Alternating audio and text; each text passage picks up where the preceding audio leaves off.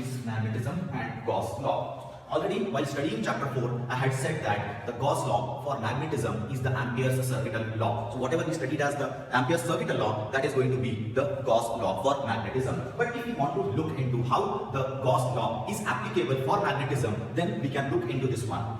It is not a big thing. You have already studied this indirectly while studying chapter 1, when we had said if there is a dipole enclosed in a surface, then the net electric flux coming out of that surface will be equal to 0. Or alternatively, we could have said there the number of field lines coming out of the surface will be equal to the number of field lines going into the surface, that is going to give us a 0 net electric flux, because electric flux is the number of field lines multiplied by the area, that is E dot A, that is going to give us the flux, that is electric flux. The same thing if we look for the magnetic field, because always the magnets exist in the form of dipoles, we never find a magnetic monopole. So when we have that kind of a situation, we will never get a field line which is only coming out of a surface or only going into the surface. Wherever we are going to have a surface, it will be having two lines. If there are two lines, one will be coming out, one will be going in. If there are four lines, two will be coming out, two will be going in. We can see that practically. Let us say there is a irregular shaped surface. This is a three-dimensional diagram. We have to assume that it is like a balloon, and inside that, if I put a bar magnet, let us say this is the north pole, this is the south pole. If the magnetic field lines are going to come out from the north pole,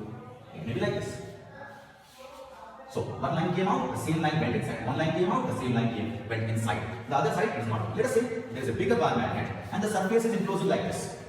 Part of the magnet is inside the surface and part of the magnet is outside the surface. In this case also, if I take the magnetic field line like this, we can see that the line is going to come out from the north pole and it crosses the surface. But when I go inside, there is a magnetic field line which is going from south to north. So whatever the line went outside the surface, the same line is going to go back into the surface. So we will never get a magnetic flux which is having a one-way direction as we used to get for the electric field. I just tried the electric field equations.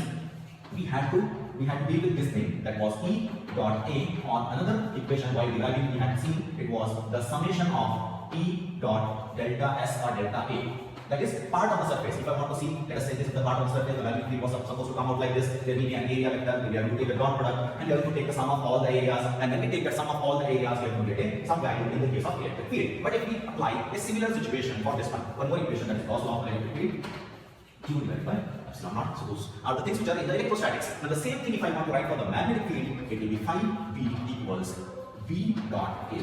So whatever the number of field lines are coming out, that will be V, and whatever the area is there, that if you multiply, we are going to get the magnetic flux, just like this equation. So no changes there. In the second equation also, there are no changes. Phi V can be written as summation of V dot delta A. And what is delta A? It is the small part of the surface for which we have to take the dot product between the magnetic field and the area vector.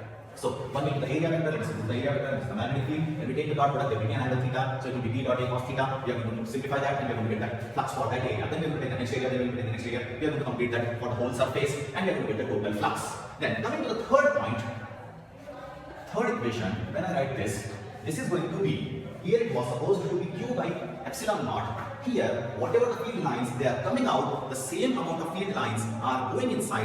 Hence, when I want to calculate the magnetic flux, that is the total magnetic flux or the net magnetic flux, it is going to be B out into delta A plus B summation of in into delta A. When I do that, whatever is coming out, the same thing is going in. So these two are going to get cancelled out. So phi B is always going to be equal to 0, and that's for the net flux.